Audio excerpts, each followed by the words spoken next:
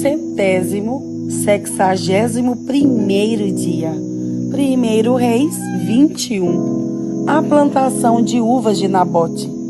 Depois disso, aconteceu o seguinte: Acabe, rei de Samaria, tinha um palácio em Jezreel.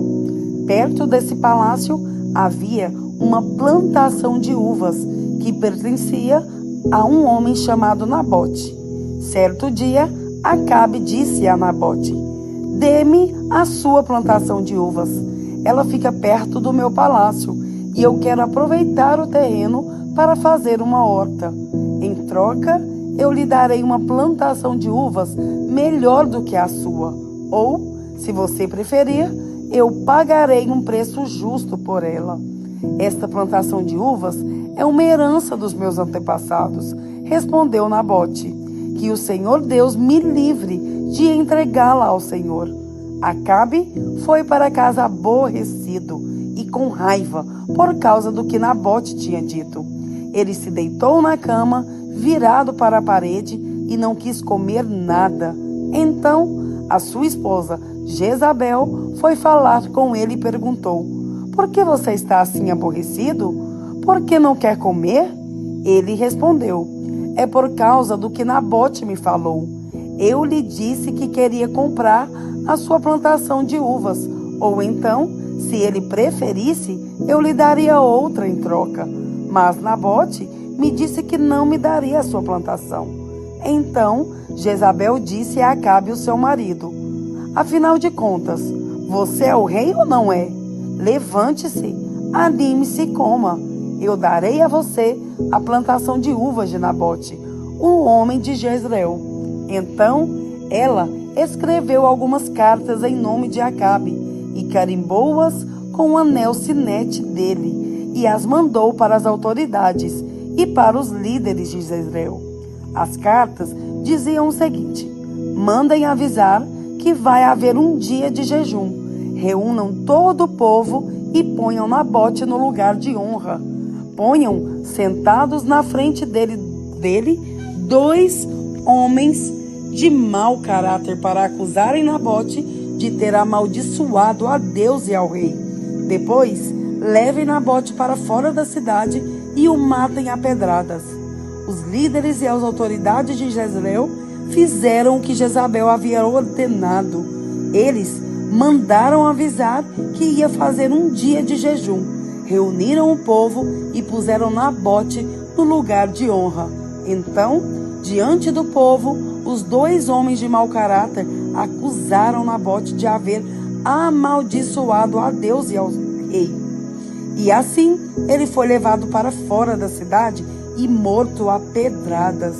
Depois, mandaram dizer a Jezabel: Nabote foi morto a pedradas. Logo que Jezabel recebeu o recado, disse a Acabe: Nabote morreu. Agora vá e tome posse da plantação de uvas que ele não quis vender a você. Logo que soube que Nabote estava morto, Acabe foi até a plantação de uvas e tomou posse dela. Então o Senhor Deus disse a Elias, o profeta de Tisbé: vá falar com Acabe, rei de Israel, que mora na cidade de Samaria.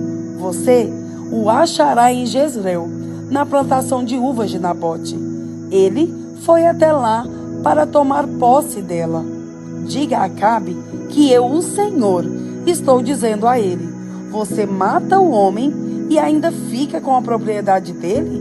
Diga a Acabe que o que eu estou dizendo é isto: no mesmo lugar onde os cachorros lamberam o sangue de Nabote, eles lamberão o seu próprio sangue. Quando Acabe viu Elias, perguntou: você já me achou, meu inimigo?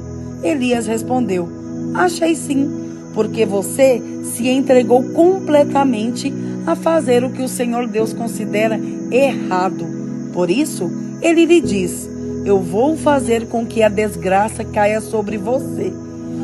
Vou acabar com você e vou me livrar de todos os homens da sua família, tanto os jovens como os velhos. Vou fazer com a sua família o mesmo que fiz com a família do rei Jeroboão, filho de Nebate, e com a família de Baasa, filho de Aías, pois você levou o povo de Israel a pecar, e isso me provocou e fez ficar irado. Elias continuou dizendo: e quanto a Jezabel, o Senhor Deus diz que os cachorros comerão seu corpo na cidade de Jezreel. Os parentes dela que morreram na cidade serão comidos pelos cachorros, e os que morrerem no campo serão comidos pelos urubus. Não houve ninguém que tivesse se entregado tão completamente a fazer coisas erradas que não agradam ao Senhor como fez Acabe. E tudo ele fez por sugestão da sua esposa Jezabel. Acabe cometeu os pecados mais vergonhosos, adorando ídolos, como haviam feito os amorreus, o povo que o Senhor havia expulsado do país, conforme o povo de Israel tinha ido avançando. Quando Elias acabou de falar, Acabe rasgou as suas roupas, jogando-as longe, e vestiu uma roupa de pano grosseiro. Ele não comia nada, dormia em cima de panos grosseiros e andava triste e abatido. Então o Senhor Deus disse ao profeta Elias: você viu como Acabe se tem humilhado diante de mim? Já que ele está fazendo isso, não será durante a vida dele que vou trazer a desgraça que prometi. Será durante a vida do filho dele que eu vou fazer cair a desgraça sobre a família de Acabe. 1 Reis 22. O profeta Micaías avisa Acabe: durante os 2 anos seguintes, houve paz entre Israel e a Síria. Mas, no 3º ano, Josafá, rei de Judá, foi visitar o rei Acabe de Israel. Acabe perguntou aos seus oficiais: por que é que nós não fizemos nada para tomar de volta do rei da Síria a cidade de Ramote Gileade? Vocês sabem que aquela cidade é nossa. Então ele perguntou ao rei Josafá: você vai comigo atacar Ramote? Josafá respondeu: quando você estiver pronto para a batalha, eu também estarei, e assim também os meus soldados e a minha cavalaria. Mas primeiro vamos consultar a Deus, o Senhor. Aí Acabe mandou chamar os profetas, que eram uns 400, e perguntou: devo atacar a cidade de Ramote ou não? Eles responderam: ataque, pois Deus lhe dará a vitória. Mas Josafá perguntou: não existe aqui mais nenhum profeta para nós consultarmos o Senhor por meio dele? Acabe respondeu: existe outro, que se chama Micaías, filho de Imla. Mas eu tenho ódio dele, porque nunca profetiza para mim o que é bom, mas só o que é ruim. Não fale desse jeito, disse Josafá. Então Acabe chamou um oficial e mandou que ele fosse imediatamente buscar Micaías. Os 2 reis, usando as suas roupas reais, estavam sentados nos seus tronos, numa praça que ficava perto da entrada do portão de Samaria. E todos os profetas estavam profetizando em frente deles. Um dos profetas, chamado Zedequias, filho de Kenaana, fez uns chifres de ferro e disse a Acabe: o que o Senhor Deus está dizendo é isto: com esses chifres, o Senhor lutará contra os sírios e os derrotará completamente. E todos os profetas profetizaram a mesma coisa. Eles disseram: marche contra a cidade de Ramote, que o Senhor, ó rei, vencerá. O Senhor Deus lhe dará a vitória. Enquanto isso, o oficial que tinha ido buscar Micaías disse a ele: todos os outros profetas profetizaram que o rei terá sucesso. É melhor que você faça o mesmo. Porém, Micaías respondeu: juro pelo Senhor, o Deus vivo, que eu falarei o que ele mesmo me mandar. Quando Micaías chegou ao lugar onde estava o rei Acabe, este perguntou: Micaías, o rei Josafá e eu devemos atacar a cidade de Ramote ou não? Micaías respondeu: ataque, pois o Senhor, ó rei, vencerá. o Senhor Deus lhe dará a vitória. Mas Acabe disse: quando você falar comigo em nome do Senhor Deus, diga a verdade. Quantas vezes preciso dizer isso? Micaías respondeu: vejo o exército de Israel espalhado pelos morros como ovelhas sem pastor. E o Senhor Deus diz: estes homens não têm chefe, que eles voltem para casa em paz. Então Acabe disse a Josafá: eu não disse que para mim ele nunca profetiza coisas boas?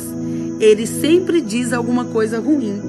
Micaías continuou: agora escute o que o Senhor Deus está dizendo. Eu vi o Senhor sentado no seu trono no céu, com todos os seus anjos à sua direita e à sua esquerda. Ele perguntou: quem enganará Acabe para que ele vá a Ramote e seja morto lá? Alguns anjos disseram uma coisa e outros disseram outra, até que um espírito se apresentou e disse: eu enganarei Acabe. E Deus perguntou: como? E o espírito respondeu: eu irei e farei com que todos os profetas de Acabe digam mentiras. Então Deus ordenou: vá e engane Acabe, você conseguirá. E Micaías terminou dizendo a Acabe: o Senhor está vendo agora que Deus fez com que todos estes seus profetas mentissem, mas ele resolveu que vai acontecer uma desgraça com o Senhor, ó rei.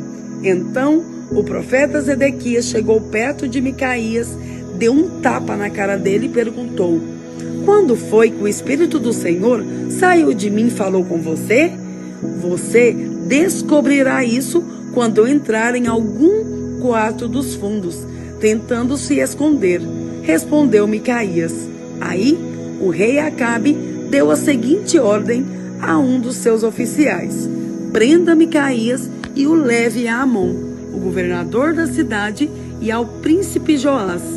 Diga a ele que o joguem na cadeia e o ponham a pão e água, até que eu volte são e salvo. Micaías exclamou: se o Senhor, ó rei, voltar em paz, então de fato o Senhor Deus não falou por meio de mim.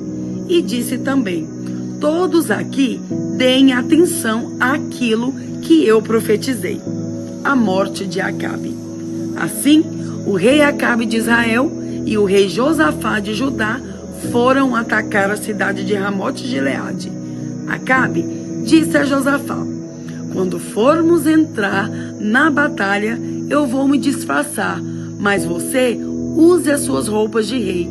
E assim, o rei de Israel entrou disfarçado na batalha.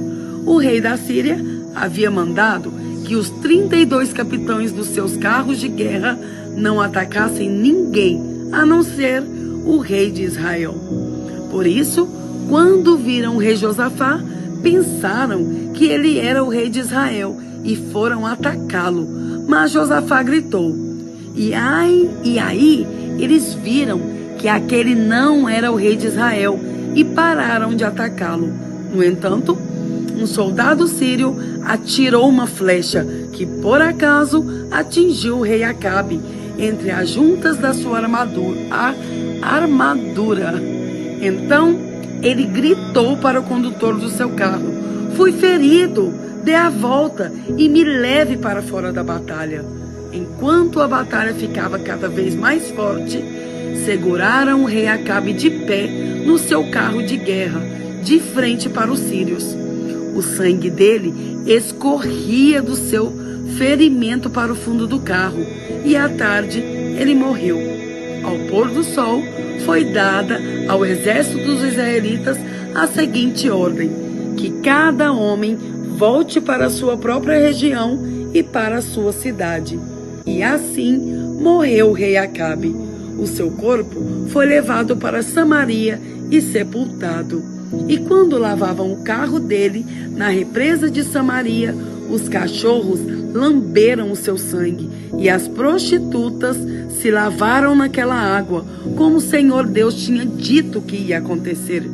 Todas as coisas que o rei Acabe fez, e também uma descrição do seu palácio enfeitado de marfim e todas as cidades que ele construiu, tudo isso está escrito na história dos reis de Israel. Quando Acabe morreu, o seu filho Acasias ficou no lugar dele como rei. O reinado de Josafá de Judá. No 4º ano do reinado de Acabe em Israel, Josafá, filho de Asa, se tornou rei de Judá, com a idade de 35 anos. Ele governou em Jerusalém 25 anos. A sua mãe se chamava Azuba e era filha de Sili. Como Asa, o seu pai, havia feito antes dele, Josafá fez o que o Senhor Deus considerava certo, mas os lugares pagãos de adoração não foram destruídos, e neles o povo continuou a oferecer sacrifícios e a queimar incenso. Josafá viveu em paz com o rei de Israel. Todas as outras coisas que Josafá fez, toda a sua coragem e as suas batalhas estão escritas na história dos reis de Judá.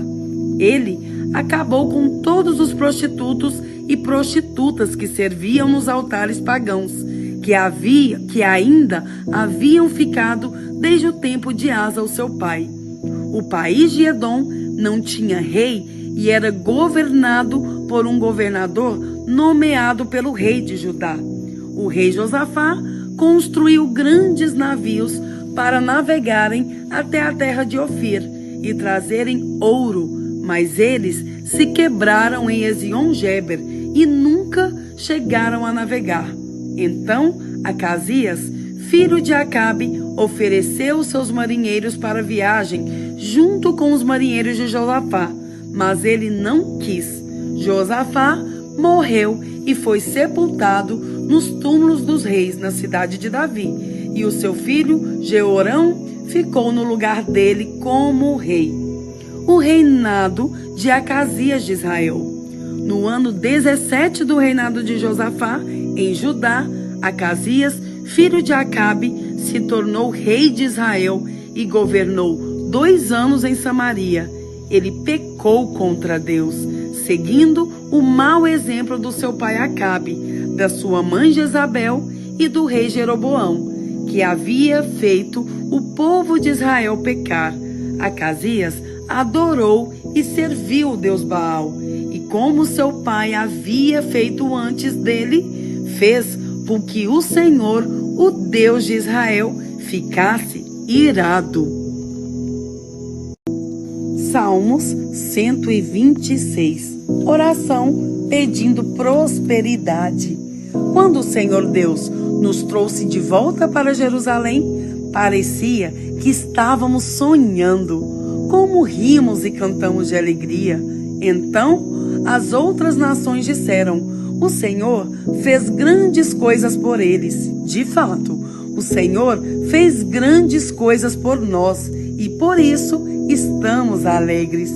Ó Senhor, faze com que prosperemos de novo, assim como a chuva enche de novo o leito seco dos rios. Que aqueles que semeiam chorando façam a colheita com alegria. Aqueles que saíram chorando, levando a semente para semear, voltarão cantando, cheios de alegria, trazendo nos braços os feixes da colheita. Salmos 127. Um lar abençoado por Deus. Se o Senhor Deus não edificar a casa, não adianta nada trabalhar para construí-la. Se o Senhor não proteger a cidade, não adianta nada os guardas ficarem vigiando.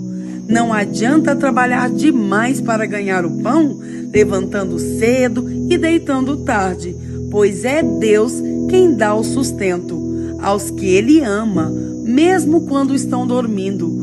Os filhos são um presente do Senhor. Eles são uma verdadeira bênção. Os filhos que o homem tem na sua mocidade são como flechas nas mãos de um soldado.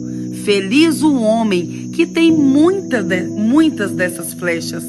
Ele não será derrotado quando enfrentar os seus inimigos no tribunal. Amém. Salmos 128. Recompensa pela obediência a Deus. Feliz aquele que teme a Deus o Senhor e vive de acordo com a sua vontade. Se você for assim, ganhará o suficiente para viver, será feliz e tudo dará certo para você. Em casa, a sua mulher será como uma parreira que dá muita uva, e em volta da mesa, os seus filhos serão como oliveiras novas. Quem teme ao Senhor, certamente será abençoado assim, que do Monte Sião o Senhor o abençoe, que em todos os dias da sua vida você veja o progresso de Jerusalém e que você viva para ver os seus netos, que a paz esteja com o povo de Israel.